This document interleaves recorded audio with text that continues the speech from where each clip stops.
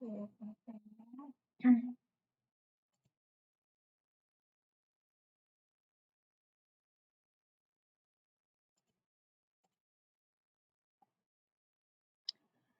guys, welcome to my live stream today, November 17, 2021. So today, I think I did not stream over the past few days, yung may mga red dito sa transactions. So from, I think November 14, which is Sunday hanggang kahapon, Tuesday.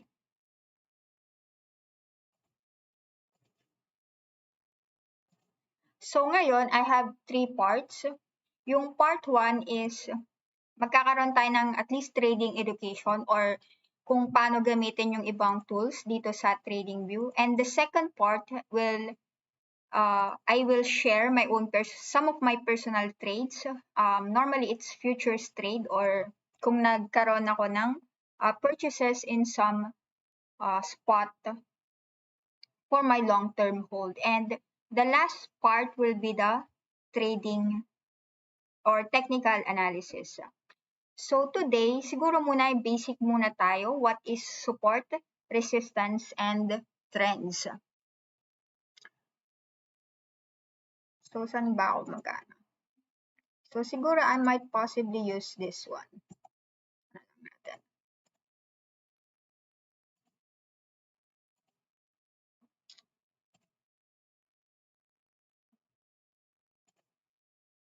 Kasi yun yung mga basic natin kung ano yung support. And then, what is resistance? And of course, yung trends.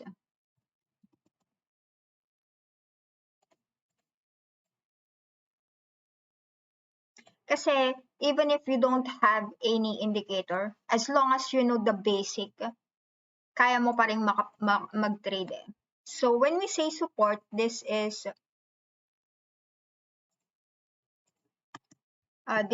the floor. When we say the floor, it's cheap. It's cheap. It's low, or ano pa ba yung other term? Or ibig sabihin is mura siya. So since mura siya, what we always tend to do is, of course, we buy that asset or go long. So yun yung ano niya. Resistance naman, it's the opposite. So since floor is the support, resistance naman is siya yung ceiling. Or ibig sabihin, it's cheap is expensive or mahal na siya. So since it's expensive, it means it's high or mahal. So since mahal na siya, dun tayo magbebenta or sell or go short.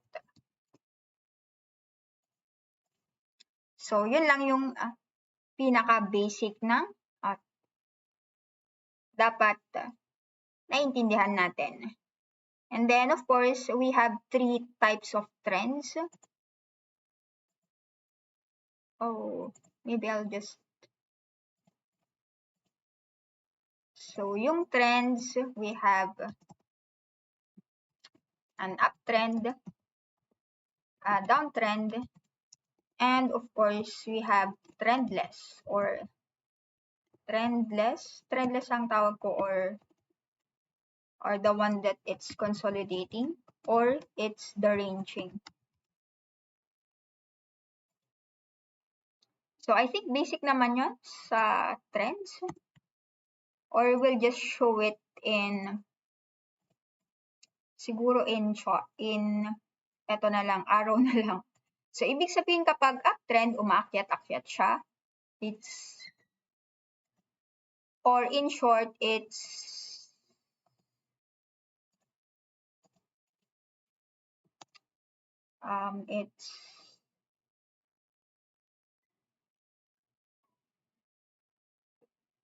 higher low, and higher high.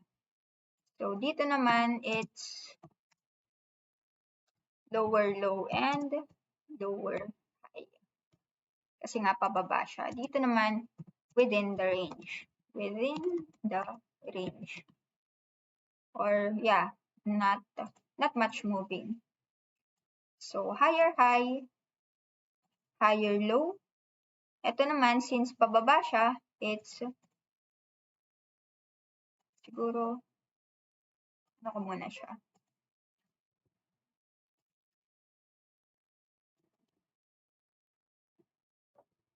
Karoon ako ng at least space.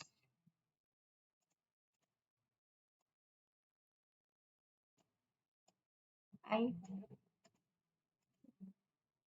okay na. Ito. So, yan yung uptrend natin. Ito yung downtrend, pababa. And of course, within the range. Normally, makikita mo dyan is yung rectangle. So, ganyan lang siya within that area. So, paano natin i-plot yung support? Siguro muna is gagamitin natin yung, pwede kasi natin gamitin yung horizontal ray to plot that or yung horizontal line which is dito sa tools natin. So, pwede nating i-favorite yung horizontal line or yung horizontal ray. Yung shortcut ng horizontal line is Alt-H. So, like for example, i-plot natin, i-plot natin. So, eto si Gala muna tayo. Para may iba naman. Tinitingnan ko lang kanina eh. Pero hindi ako nakabili. I don't know kung nakabili ako sa Gate eh. Oh, where is it?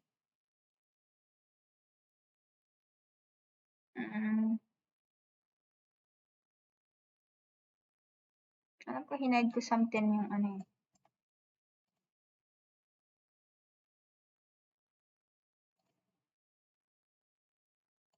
But, nawala.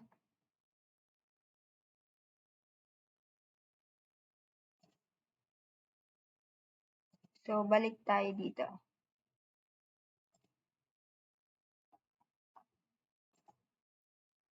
So, wala tayong gagamitin na indicators, just the basic support and resistance. So, sabi natin kanina, ang support is mababa or which is the floor. So, kung titingnan mo dito sa chart, saan ba yung pinakamababa? Wherein, kapag na-touch niya yung area na yun, umaakyat siya. Kasi nga, yung mga buyers is bumibili siya. That pushes the price higher. So, which is, pwede natin gamitin tong horizontal line or Alt-H, Alt plus H, para sa shortcut line, shortcut. Or pwede rin natin gamitin yung horizontal ray. Ang difference lang kasi is yung horizontal ray, kung saan point lang siya mag-start until the current. Etong horizontal line kasi buo siya eh. So, any of the two will do. So, gamitin na lang natin tong horizontal line. So, eto yung tinitignan ko na support area. So, napansin nyo, at support area, umaakyat siya.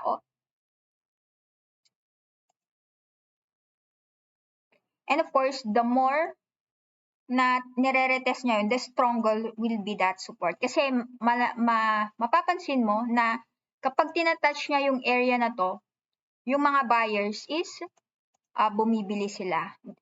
Siyempre, since kung bumibili yung mga buyers, the tendency is the price will go up. So, okay lang na magkaroon siya ng wick.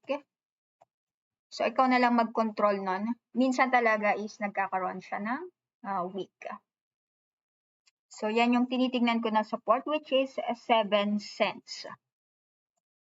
So, since yan ang tinitignan nating support, kapag pupunta siya ulit dito, this will be the time that we will buy Gala.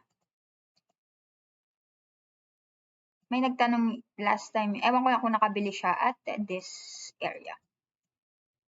So, yung resistance naman, this is the ceiling or mataas na siya, it's expensive, or it's time to sell. Or since it's time to sell, yung price magpo-pull back or bababa yung price. So that will be here. So kapag natatouch niya dito, napapansin nyo is bumababa siya. Or it's going down. Kasi nga, the sellers are already at this level waiting for their asset to be sold at these prices. Kaya nagkakaroon siya ng or bumababa siya. So dito nagkaroon na siya ng breakout and then nag-pull back siya. So ito yung first support natin. Or siguro ano na lang, ito na lang. Para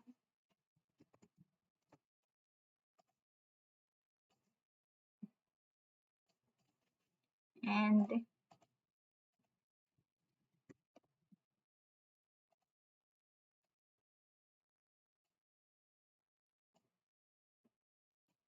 so anong mangyayari kapag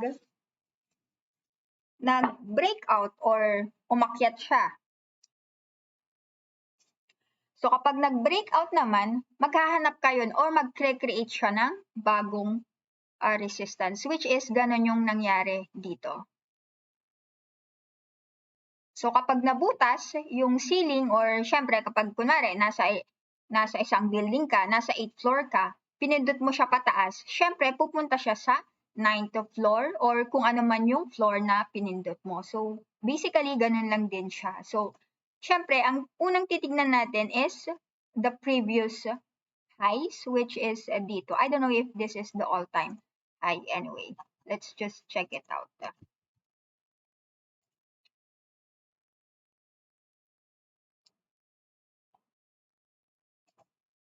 So the all-time high is, just today. So napansin nyo, nabutas rin yung, so eto ngayon, etong resistance na to, which is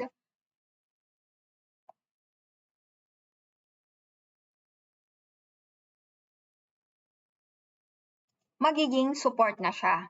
So magiging support na siya. From resistance, magiging support area na to. To support na lang. From resistance to magiging support. Diba? Kasi nga nagkaroon tayo ng bagong ceiling, which is ito. Or yung high niya na 14 cents. So yan na yung magiging resistance natin. Yung resistance.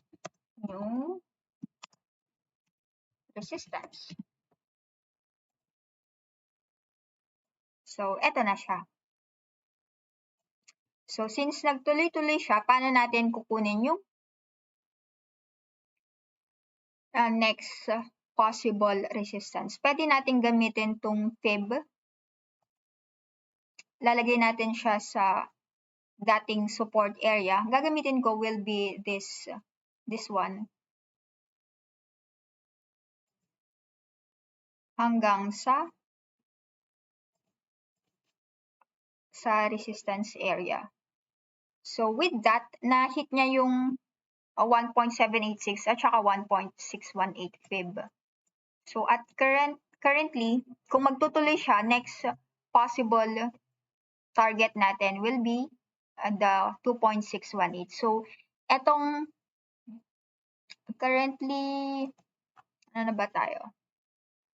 So ang new resistance natin, of course, the all-time high. And the support natin magiging 14 cents. So ganun lang siya. Ganun lang mag-plot ng support and resistance using the horizontal lines. And next time, magpla-plot naman tayo ng support and resistance using trends. Ano pang trend nito? Wala masyadong trend. Though it's uptrend, parang it's consolidating within this area. Tapos, saka siya nag-break out. So, kung may tanong kayo dito, then let me know. Else, let me just share my, punta na tayo sa second part, which is the, ano ba yan? Which is, I will share my own personal trades.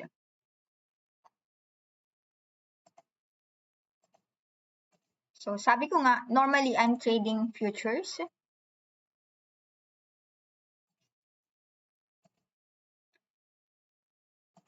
But most of my trades today came from Mana and Sun. Most of my gains, realized gains, Mana, Sand, and yeah, a bit of crypto.com and LRC. So, yeah. So, ilan lang siya? Sand, all open positions are actually closed. Mana, I still have two open positions, which is ito, 3.25, and the one that I bought at 3.65. So, my TP there is actually 5. So, antayin ko na lang siya since hindi pa nare-reach yung target. At saka lugi pa ako actually on that 3.65, which is this. So, what else? No open position in Sand. Mana, there's still 2 long positions that currently open and at a loss, if I'm not mistaken. Yung 365, it's at a loss kasi yun yung entry price ko. At least yung 365 yun yung loss, and then yung 325 na entry price just more or less a break even, or currently now also at a loss. And then, ano pa? Yeah, binili ko yung LRC and a bit of crop. Pero most of it, or I mean all of it are closed. Pro is closed. So anyway, I'm not guaranteeing that all of this are the completeness of my transaction. Kasi syempre, minsan pag nag-trade ka, hindi mo din napapansin yung iba. So I think that's it for now. And then let's move on to our TAs for today. So syempre, we'll start off with a BTC. So ano ba yung mga tanong dito? Hello lang. And any idea about BTC? Are using to discover coins. Any idea about BTC? So ito, pupuntahan natin siya ngayon. So i-share. So wait lang. I'll just turn off my alarm. Actually, my alarm is 61 and 58,000. So hindi niya actually na-hit yung 58 to. Anyway, but almost close to that support I'm looking at.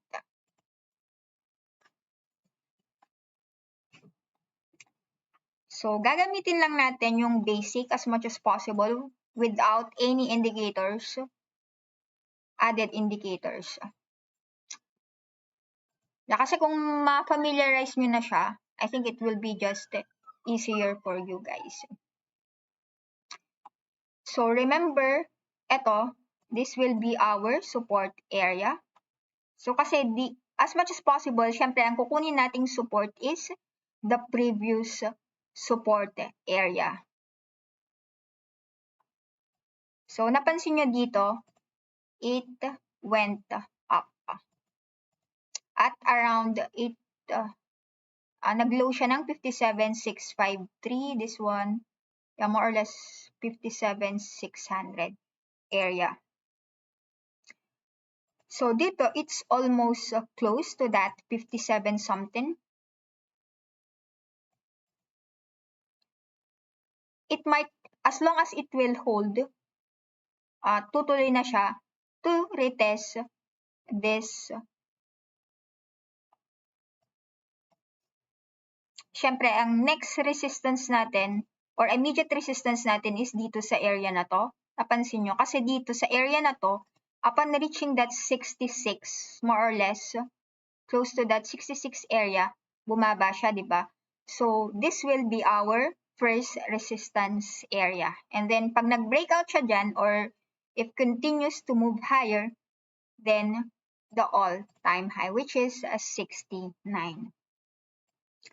So, sa ngayon, what's the trend?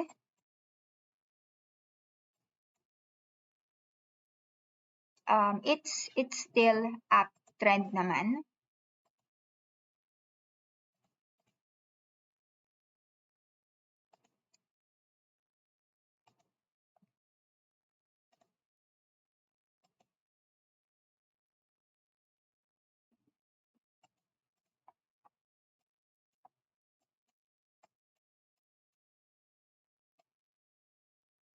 So, sakto lang na ano siya dun.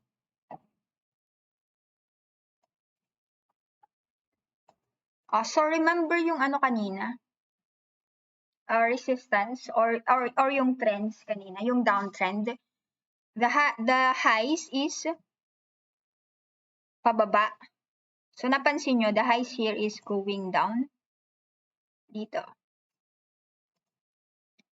And its low is going lower. So, nagkaroon siya ng downtrend within this area.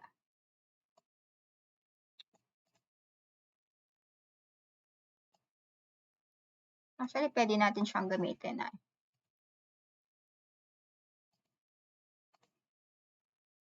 Basically, we can actually use that here. Well, if you have watched the previous one, yeah, there's a bearish divergence already formed at this area. If you're using the divergence indicator.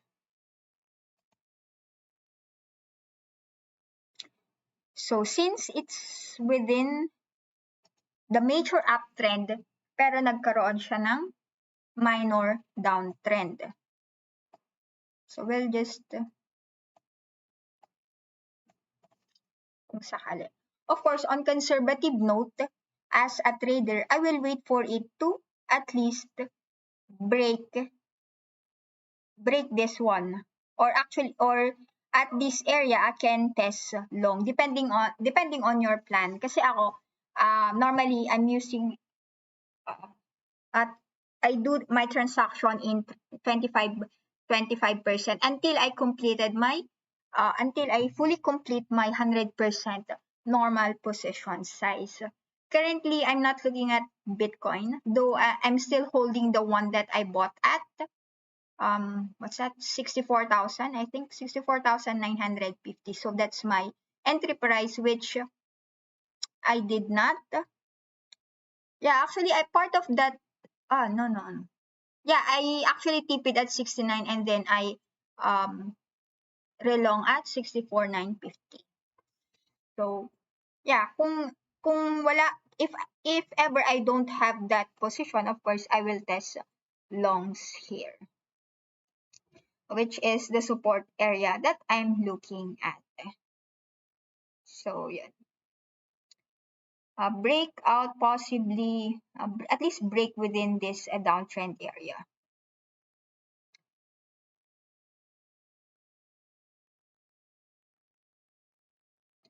So kung pwede,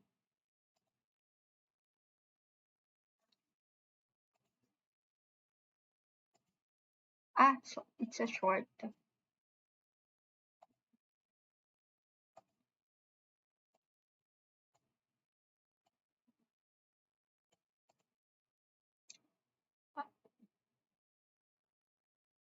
And then measure the possible risk reward.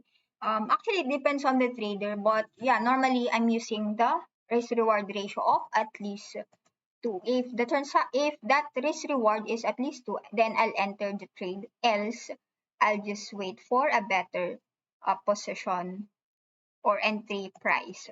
Currently, yeah, I'm not watching BT. I'm watching BTC, but most of my transaction, as you can see here, is altcoins because the volatility is there, and risk. I mean, the rewards is much higher than BTC, in my opinion. So, yun ang opinion ko. I think it might possibly hold at 58,000 as support with initial TP at 66,000. Actually, I created this one, so we'll try that. BTC possibly entry price is, yeah, I can enter at this 262 and then stop loss at 58. No, I will not. Yeah, 58 kasi I'll create a bit of allowance. It went as low as 58,500 and even this one 58,638. Here is 57. So I'll use the 58 and then profit area is I'll use the immediate resistance which is 66 more or less 66,950. Oh sorry. Did I lag up? Yeah. 66,123 and I'll go long or buy or go long if ever. That's my own personal transaction kung sakaling wala pa ako and then I'll use this currency. Anyway, disclaimer guys, trading and investing have risks, so always do your own research and trade cautiously. I'm not offering any financial advice. What can I offer is that, of course, my own personal opinion and my own personal action if ever I will trade that asset. So, yun. So more or less, actually, we can actually even compute it here, the RRR. So what's the entry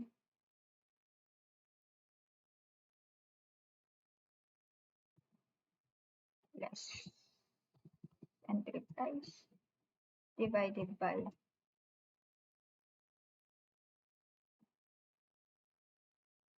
minus.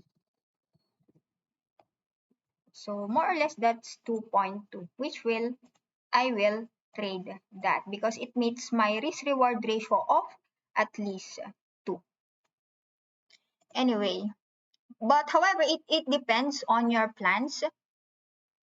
Currently, I'm not trading much on BTC.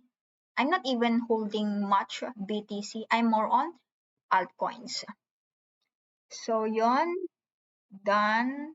BTC done. And then which software are you using to discover coins? Discover coins. Yeah, normally I'm using CoinMarketCap, CoinGecko, and of course social media, which is Twitter, Facebook, and whatever. And then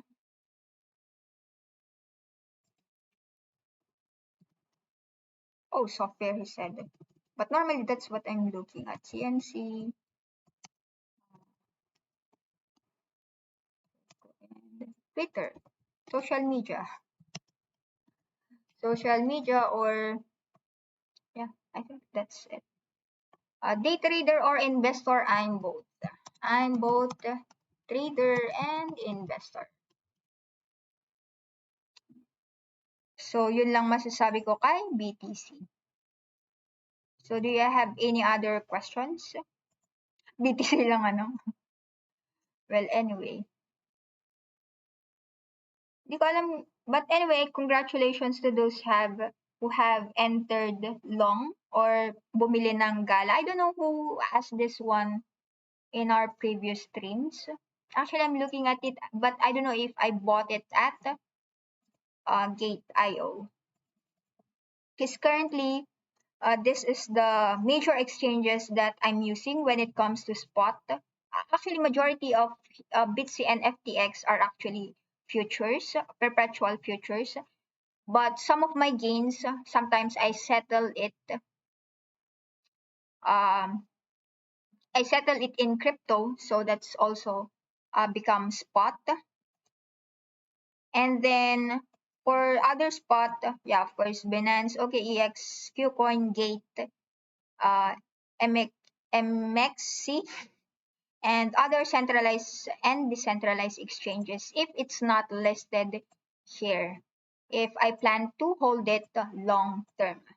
And I also do trade some commodities, indices, and Forex. And I'm using Prime XBT for that. Nagtitrade din ako ng Philippine Stock Exchange, but yeah, for now, I'm just holding some of my positions. I think I still have Mary Mart and Dito. I don't know what happened actually.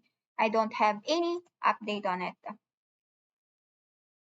So anyways, do you have any other questions other than the BTC? Else, I will end the stream. I will end the stream. Oh, what currently what I'm looking at aside from maybe let's try to look at why did I trade sand. Remember, I told you before that I'm using what's that? Or yeah, I started using a fixed range volume profile. Yeah, just starting this month. And that's one of the reason that I used in trading uh, Gala and Sand. So minsan check mo din yung mga asset na minsan kasi there's some assets that walang masyadong bumibili. So since wala masyadong bumibili, hindi ganun ka volatile or na-stock up ka. So parang napansin nyo, most of my trades are actually volatile. Though crypto in itself in general is already volatile. So if you want to add the volume profile, where is it? Um, I even forgot. Maybe let's click it. Add it here. So you can find it here, and there's no shortcut. A fixed range volume profile, and then you can click the star so that it will be added to your favorites. Oh, sorry. How I use it is that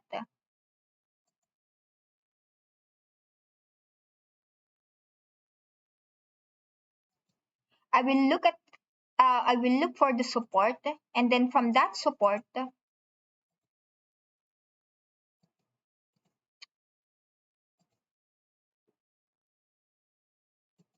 from that latest support until the current candle. So this one. So this one will be my entry point 272. Once it break the volume or the point of control wherein most of the transactions are actually done at that area. So syempre kapag nag-breakout na siya dyan, immediately magkakaroon yan ng volatility from there, in my opinion. So I think that's what happened to it. And then aside from that is, wait,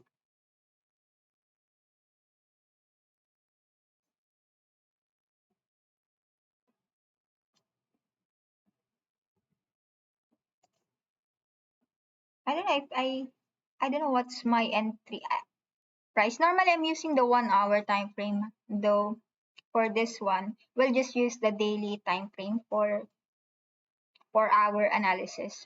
But you can use the lower time frames if ever.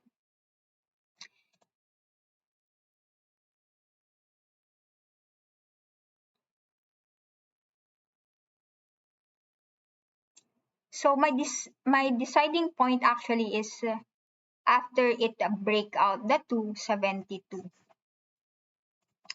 Though some of my transactions here are actually not closed from my previous transactions. I think not all are actually today's transaction, just only once. I already have previous longs before today. So, ganun lang siya. Ganun lang siya gamitin. So, yung volume profile lang ang ginamit ko. And then, so remember this one. Pwede din actually dito. Napansin nyo? You can sometimes also use the body of sometimes kasi I am using the wick as support. Sometimes I'm using the body. So, wala namang ano na to. There, charting is an art. As long as the wick is not material, I can use the wick or the body itself. So, depende sa sun kasi it's more on perpetual. Ko siya trinid.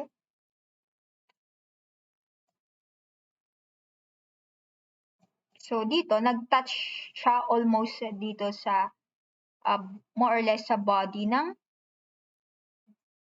area na to. I think there is on lower time frame, I know there is something a doji if I'm not mistaken. Wait, let's try to look at it. Yeah, here.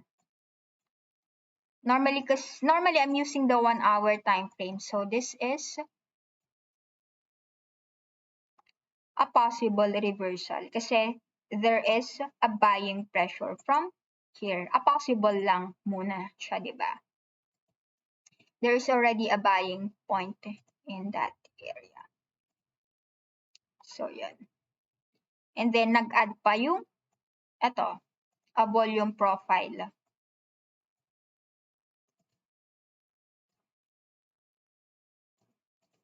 Nag-breakout siya doon.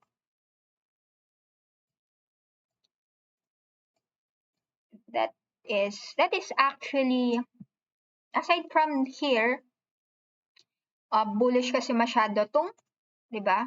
Dito pa lang, oh.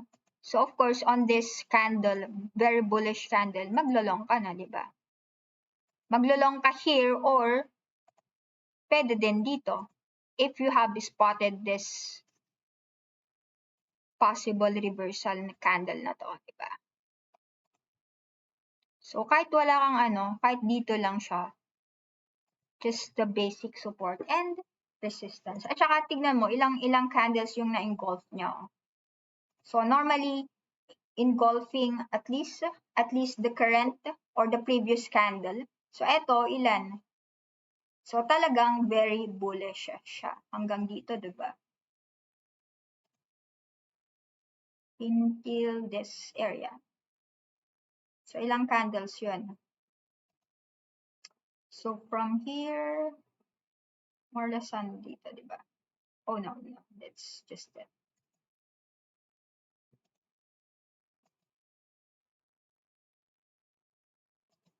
So, more or less, 24 candles, diba? So, it's really a very bullish one doon. If you're watching the sand. But currently, nagkaroon siya ng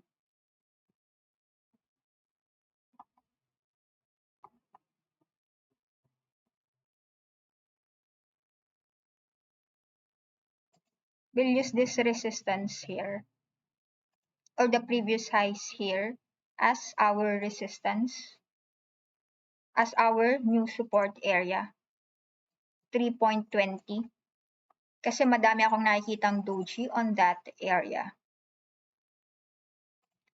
So you can actually use this one. Kasi yung mga basic na tinitignan kong candles is doji and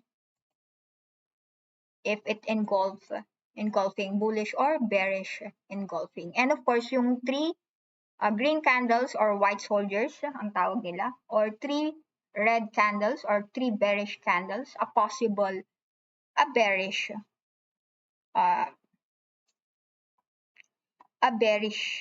na siya. So here, aantayin ko siya possibly sa 320. Kasi pag nag-breakdown siya dito, might retest 2.70 area. So, nagkaroon siya ng all-time high to, di ba? 361 is actually the new all-time high. And that will be it. So, possibly, yeah, of course, I will wait again for a breakout. Currently, I have no open position in sand. Di ba? So, it might trade within this range.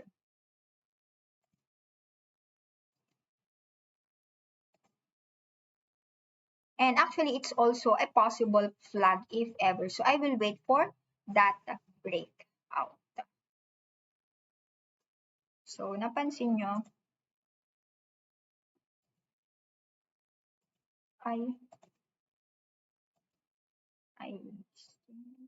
so possibly it will trade within the range. So as a trader, yeah, I will wait for the breakout. So sand.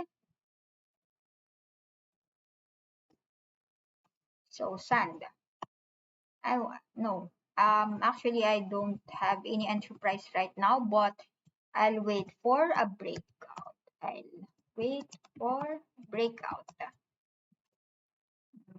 Also, a possible bullish flag, if ever.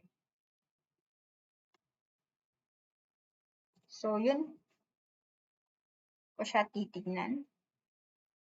Diba? Possible bullish flag.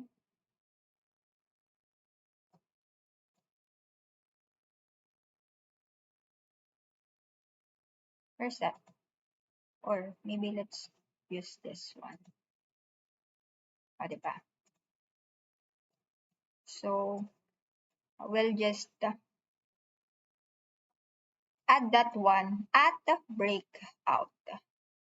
Kung magbe-breakout siya sa taas, bullish flag or continuation of the uptrend. Paano pagbaba? Pagbaba, possibly 2.24. So, inverted cap siya if ever. So, diba? So, I think that's it for sand. To trade daily, normally, I'm trading the most actively traded futures, depending on the exchange. As what I've mentioned, I'm using BTC and FTX. For BTC, I'm just trading the BTC, ETH, Litecoin, and XRP. But for FTX, normally you can see me trading this top 30. I'm looking at the top 30, and then because this is the most liquid futures. And then normally you can see me trading at least within the top 10. But when I'm already trade the asset and I know it's really volatile, it's already one of my favorites. Like for example, Mana and Sand.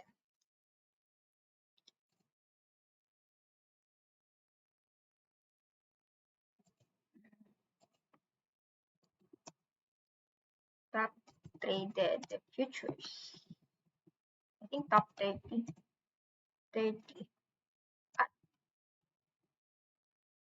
So yun. So for sand, wala muna akong. I'll just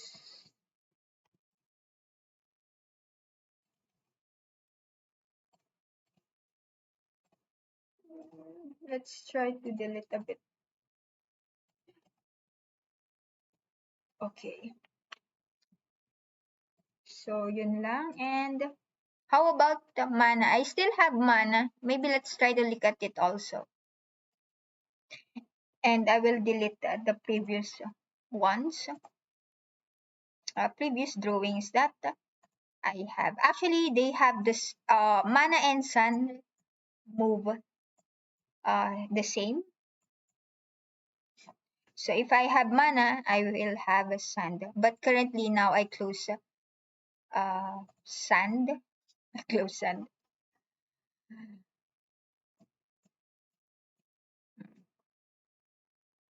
So dito, we'll just use the basic support resistance. So we'll use the horizontal line or Alt F.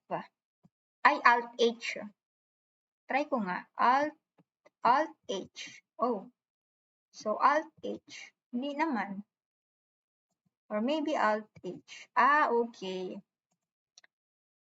Then I'll just move it from there. So, diba? So we'll use the basic support and resistance and the volume profile. So dito, yeah, actually we can actually use this or at least the latest one. So yeah, maybe let's try to use this ones, yung mga dojis. Possible. Oh, I still have my mana actually. Two long positions. Did I hit yeah, I forgot to change my stop loss or enter my stop loss in the one that I bought at 325. Well, and it's already at possible resistance. I will use this one, the 3.29.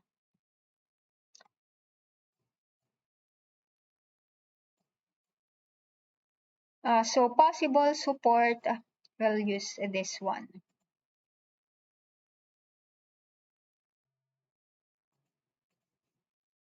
We'll use the 230. Of course, the resistance is the $5, which actually the two open positions that I'm still holding is at 5 pesos. I mean 5 pesos, $5 TP. So what might I possibly do is that, yeah, for my current position, well, I'll just wait for my TP. But since it seems like it will reject this 3.29, I might possibly wait here, the 232 at least.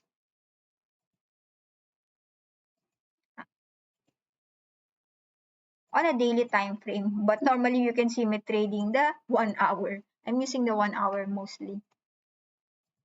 So, depende kasi kung what time frame fits you.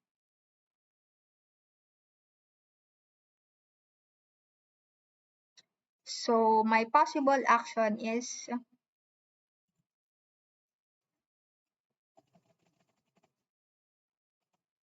as mana and possible entry price at breakout 330 at least. Sorry.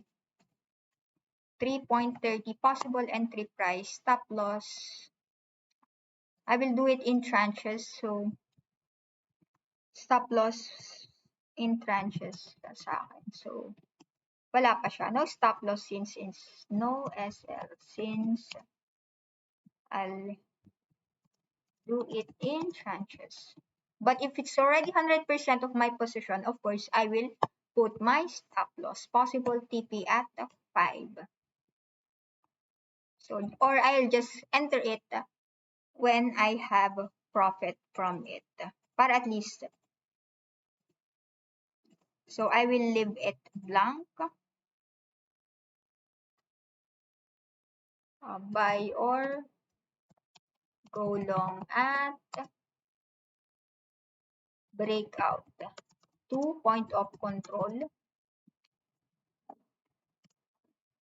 POC at $3.30. So, yun siya. So, yun yung posibleng gagawin ko sa mana. And then, since I still have the two remaining positions, two long, 325 and 365, which is at least around this area, I'll just wait for my TP there. So, yeah. So, when I'm trading anyway, I'm using isolated wallet or sub account. whichever fits the exchange. So for FTX, I'm using sub accounts. For Bitsy, if I'm trading futures, I'm using different Bitsy accounts. Actually, I have 4, but currently I'm using 3 accounts, active accounts. The fourth one, actually, I transferred it out to another account. So, yun lang siya. So, yun lang masasabi ko sa, what's that? Follow. For this one. And what I'm actually looking at is this Shiba. Well, aside from Sand Mana, yeah, I'm looking at the Shiba. I think you remember the one that I bought at, I don't know, 40. I'm still holding the one that I bought at. The highest one is 7309, if I'm not mistaken. Yeah, 7309. So currently, yeah, basic lang tayo, support resistance. This might possibly be the support I'm looking at. So horizontal line lang tayo, which is this one.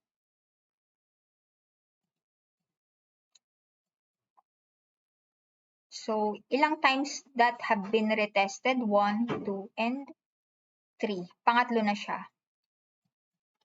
So yeah, I'll wait for the closing price of this current candle, and we'll use the volume profile.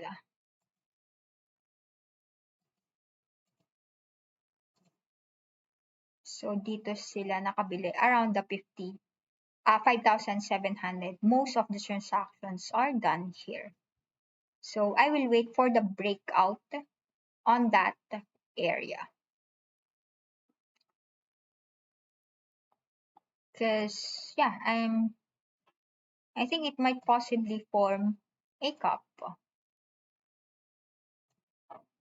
at a minimum. At a minimum, at least.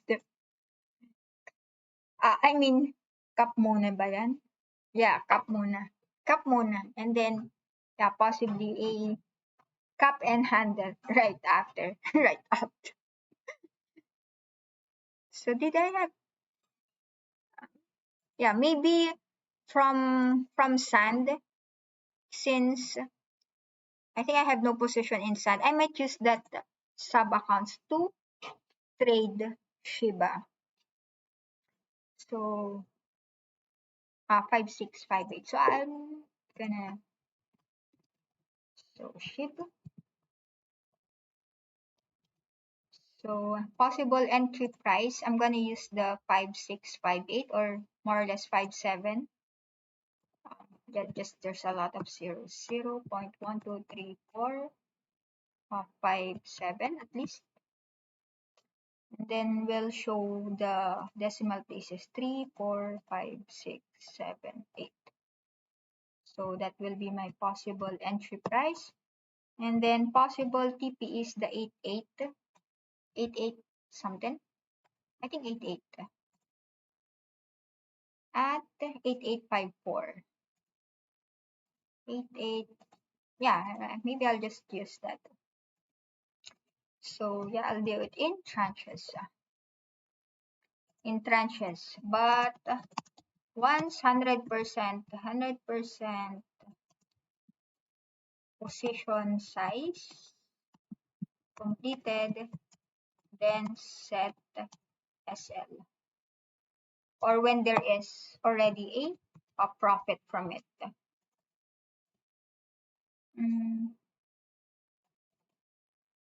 So I think that's it. And then we'll just store it within that line. Buy and break out. So 5.7 ako. 5.7. Yes, there's a 1, 2, 3, 4. Sorry. But I still have my current position, which I bought at actually Shiba. I started trading it around 1,000 at the breakout on after that consolidation, long consolidation. So currently, I still have this one, 5432, and the one that I bought at 7309. 73, where is that? Mm, yeah, this one, which I bought October 28th. So it's been more or less 17 plus, more or less 20 days already. So the last one. Yeah, I might possibly average that once a confirmation at 5.7 so that at least I can easily get out from it. Though I'm expecting it actually to hit or delete 1-0 right after. So I think for now, I'll just wait for the confirmation and breakout at the point of control. If if I have no current position, yeah, maybe actually I can even go long, right? Or test long at this area and use the one that I use in Sand Wallet. So depende, because yeah, tomorrow I might not trade. Actually, I have few some transactions outside, so I might not trade. Normally, I'm trading using the laptop. Mobile, I don't trade on mobile because the screen is very small. So I think yun lang masasabi ko sa Shiba. So for now, I think this is just the one that I'm currently looking at. So if you have questions, then feel free to ask. Else, I will end the stream. So he said here 4 hours. What do you mean 4 hours of what asset? Yeah, maybe maybe that's BTC most likely. Wait, let's try to look at that. Yeah, 4 hours. 4 hours. Check natin.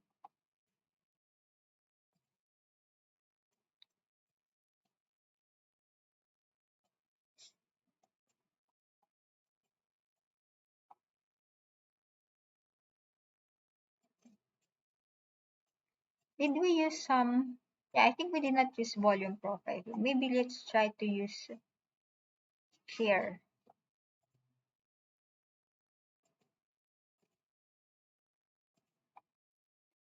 Yeah, I will wait for the breakout on. Yeah, because currently that volume profile serves out as our resistance area. So have you seen it? Or here? Though the 4 hours not yet closed, we still have 1 hour and 33 minutes before it closes. So 60,853. So at least trade above that area for me to go long. At least, diba? So for now, yeah, there's still a possibility that it might retest back the close to $58,000 kasi there's a possible rejection again on this 60,000. So how many retests was that already?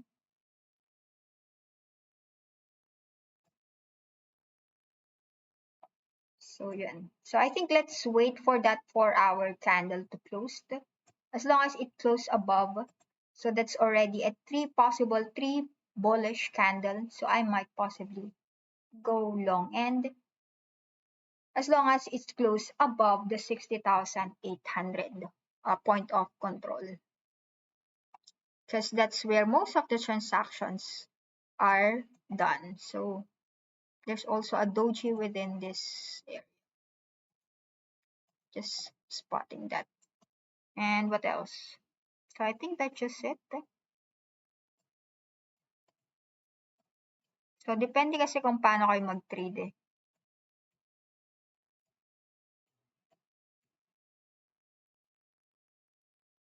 But remember, andito pa rin siya sa downtrend. Pwede kang mag-test long dito kung sakali mang nag-breakout siya dito sa point of control natin. But remember, try to check it out here. Kasi syempre, pag nag-breakout na siya dito, that will be the time na talagang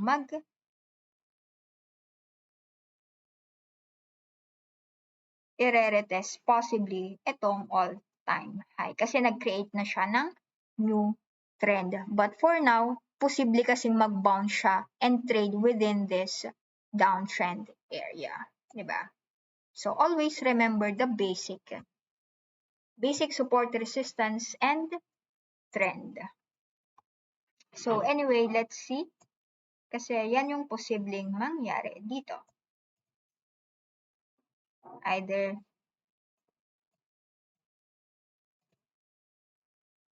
so I think yan lang siya. Do you have any other questions? If none, yeah, I might end the stream right now. So ano pa bang pwede nating tignan? And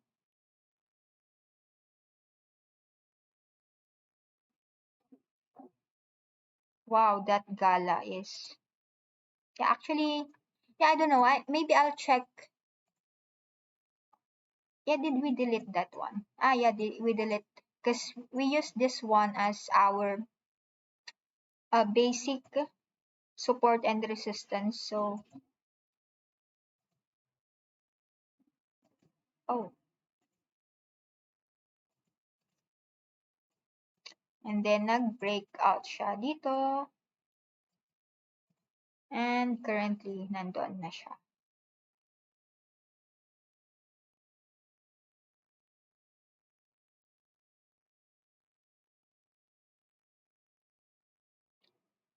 On a long-term note, like pwede kong gamitin siya dito.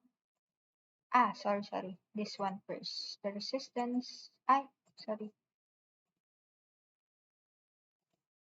The resistance, the all-time high there, and this one. Until that one. So, na-hit niya yung 1.618 possible target natin if ever we have spotted it. I think someone have asked this previously. But I just don't know if he or she bought this one. But for now, I might possibly wait at this 14 cents. That's my own personal trade if ever. So maybe let's try to put that one here. Though it's actually a spot. Gala is a spot. So possible entry price 14 cents. And planning to hold it. Stop loss since it's spot. Normally I don't put a stop loss on spot. I'll just keep it at depending possibly 20 cents. So if I buy it at 14 cents, if ever it correct and pull back within that 14 cents area or the previous high, yeah, I think it will. My possible TP will be the 20 cents and then my stop loss if ever will be that one. So 13 cents. Or I can do it in tranches.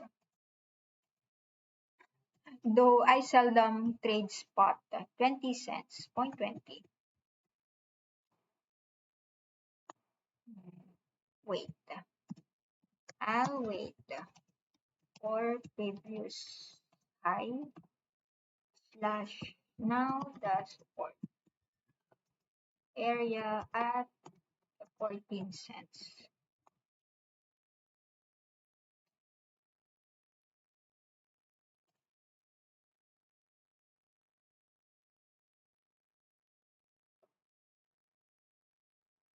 So yun. What do you think about Lina? I'm not trading Lina. Actually, I haven't traded Lina. What's Lina? I think Lina Finance. I don't know if it's Lina Finance or whatever. What's Lina? There's a lot of Lina here. Lina or linear.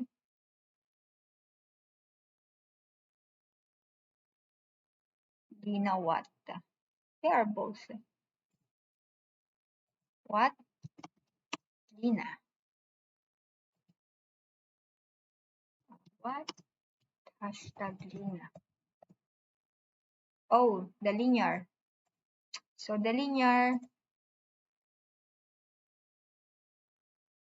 Is there a perpetual here? I don't know if there is. Lina. Oh, there is. But it's 6 million, so I'm not trading it. It's really more or less within the top. Within the tops 80 more or less. So what happened here? Going down, going down.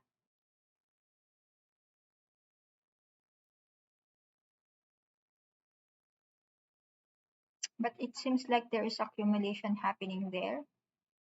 Just look at the socials. Yeah, I don't know what's Dina here. Yeah, because what I remember, it's Lina Finance. Anyways, what's its top 319 with 212 market cap, and yeah, let me just check. Oh, it's trading within that. What's its top?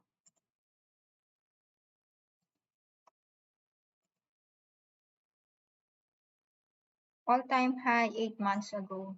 So Lina,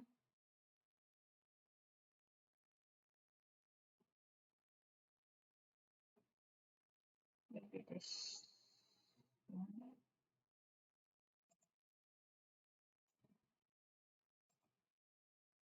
Breakdown daily.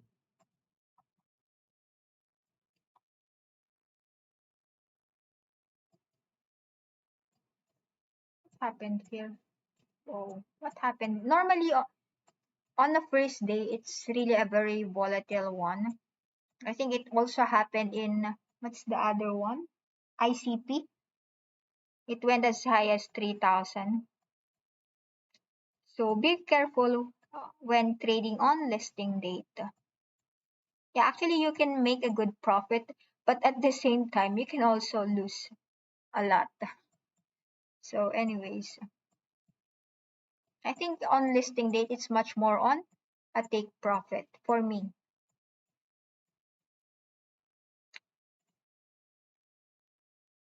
There is, we'll use this one as, oh,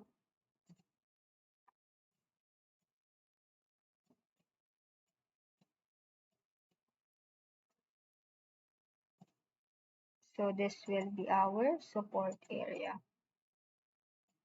Normally, I'm looking at the doji.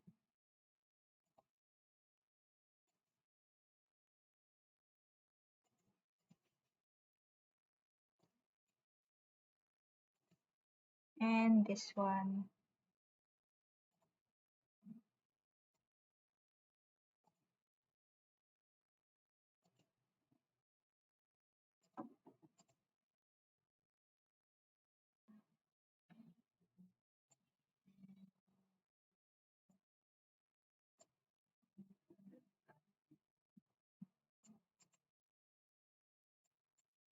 So we'll use this one.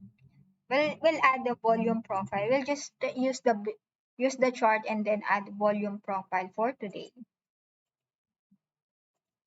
At least that.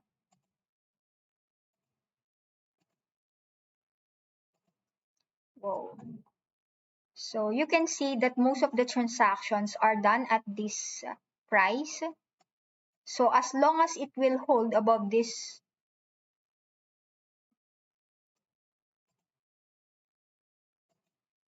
so that will be my possible entry price if it holds above 0.055, 0.0, 0.052. And possibly my TP will be at this area.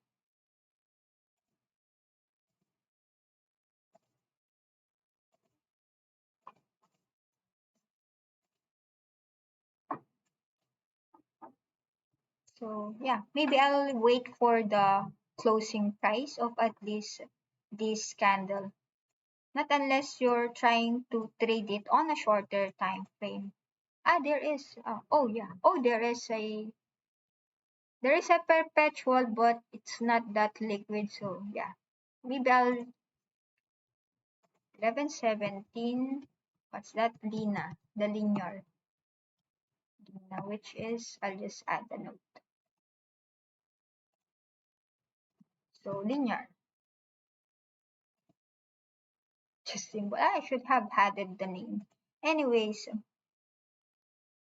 possible entry price above the POV, or maybe I can post a trade at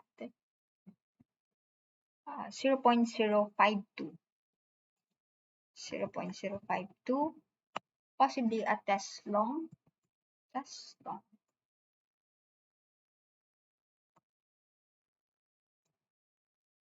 and take profit. I'll just use, of course, this area, which is 0.08, 0.087, 0.087. So, yeah, this might possibly be just a short-term trade. Not unless I'm planning to hold this one.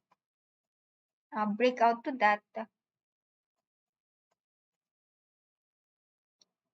to this one, 17 cents, more or less. So let's try to check the possible risk reward here if ever I enter a long position. And this is my possible TP and my possible stop loss. So more or less, since you can see that the RRR is possibly 2, I might possibly 2 point, what's that?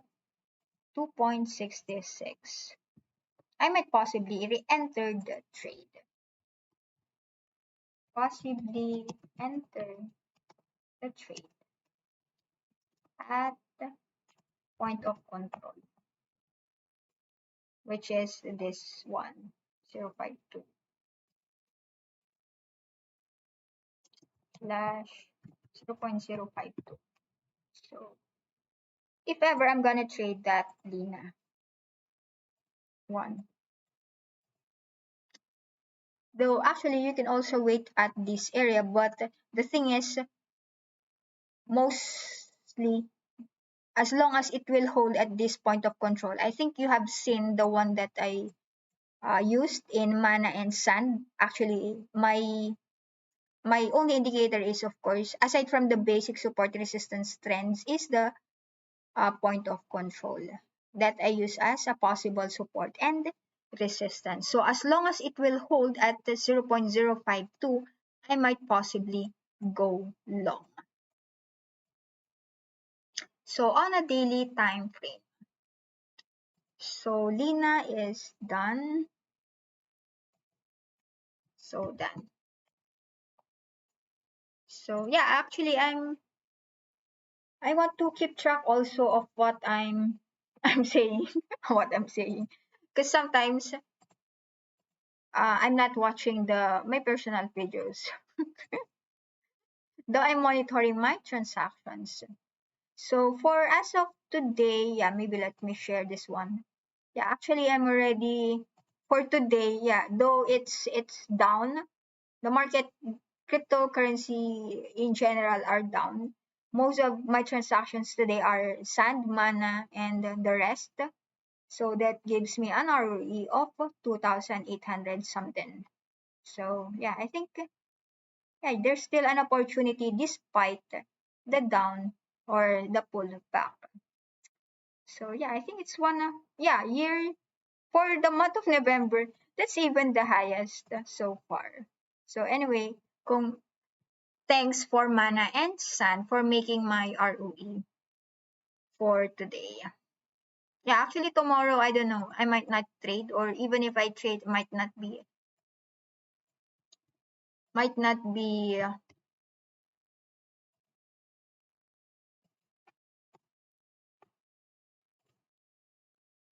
yeah, it might take me, the transaction might take me, I think more or less the whole day. So yeah, maybe after that I'll try to trade right after. So maybe it will just maybe a few hours. A few hours. So yeah, don't expect me to trade tomorrow. So yeah, welcome. So I think yun na guys. Do you have any other questions? Because if none, then I will end the stream. So what's happening to BTC now? Down again. What we are looking at, the 58 retest. So at least I might re-enter. My plans is to re-enter possibly Sand. Sand, Sand or Shiba. That's just what I'm looking at. Doji not. So just the three perpetual contracts. I should have had, yeah, I forgot to enter my stop loss here. The one that I bought at 325 long. Anyways, so yun. So kahit na nagtitrade ka minsan may nakakalimutan ka din. But the most important thing is always manage risk because there's always manage risk kasi lagi namang may risk yan. So bakit di ko ba nalagay? Kahit ako nagkakamali, di ba? Syempre. I'm a normal trader that also forgets sometimes. But the thing here is that, as what I've mentioned, there's no, my liquidation is NA. That makes me relax, relax. Compared when I'm still, when I'm just starting, trading futures. Yeah.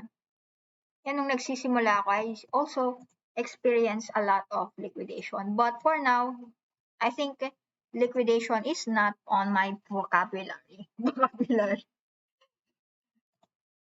Anyways, kasi ang daming naliliquidate eh. So as much as possible, try to protect yourself from that liquidation price.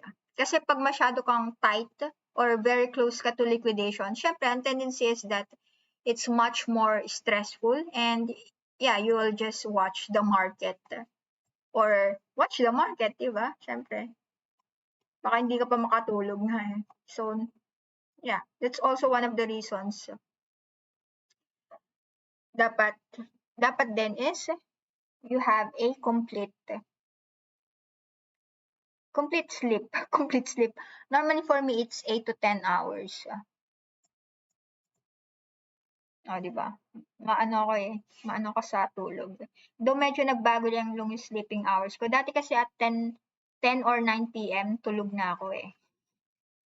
Ngayon, parang ano na siya. Kung nag-stream ako, it's my sleeping time right after that. So, magising ako after lunch na siya minsan eh. So, yun. Midnight snack tapos gising after lunch. So, ano nang nangyari sa Bitcoin? At least hindi pa ako nakapag-re-enter. So, possibly abang na lang siguro ako din sa 58.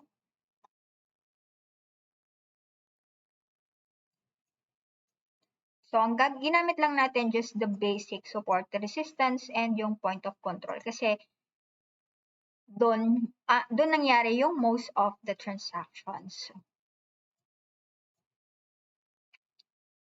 Actually, we can even, what we have used here, maybe let's try to use this one. Normally, nilalagay ko siya on the support and the current.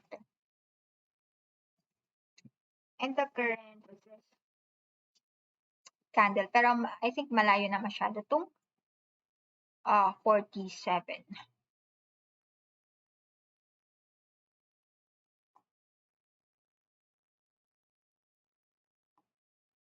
You can actually even use this one.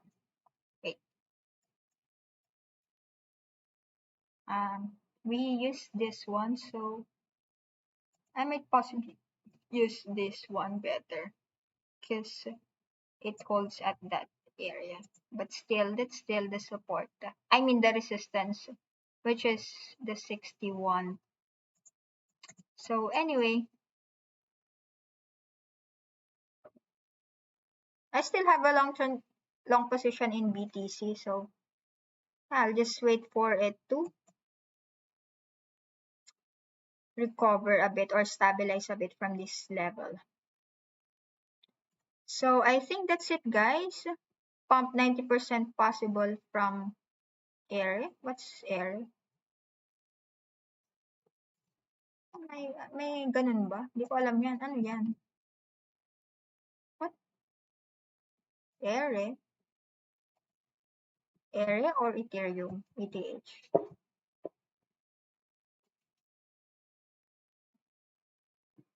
Oh,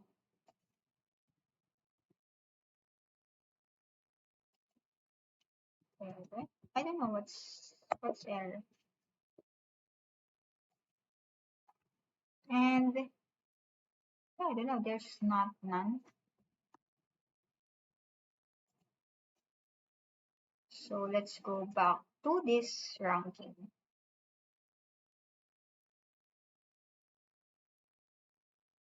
So what else did I'm looking at? Avalanche. Avalanche, if I remember correctly, I'm looking at 108 to 112 as a possible TP. Yeah, that's just a short-term trade or possibly a day trade if ever. A day trade or at least a few days trade. So, sand, yeah, at least nag-ano. So, I'll just, so wala na masyado.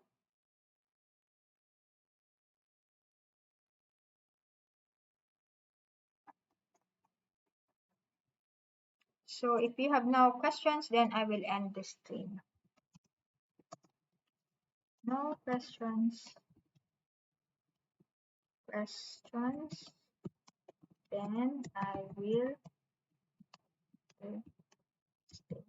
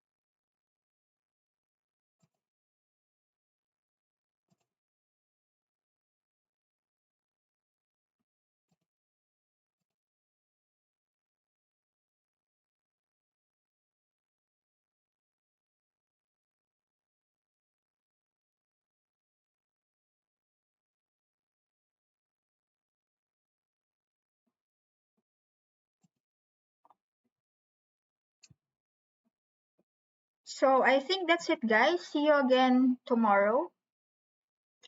Yeah, if you have some questions, then you can also follow me here in TradingView. And yeah, you can also join my group or even my trading Telegram channel. I mean channel. That's actually my trading journal, which I have at trading. I mean Telegram. Sorry. I have a trading journal in Telegram and also a trading group. But for the Telegram channel, which is my trading journal, I mean, for my trading journal, I don't do signals, but you can see most of my transactions or what I'm looking at on that channel. So I think that's it, guys. Thank you very much for tuning in. See you again next time. Happy trading, everyone.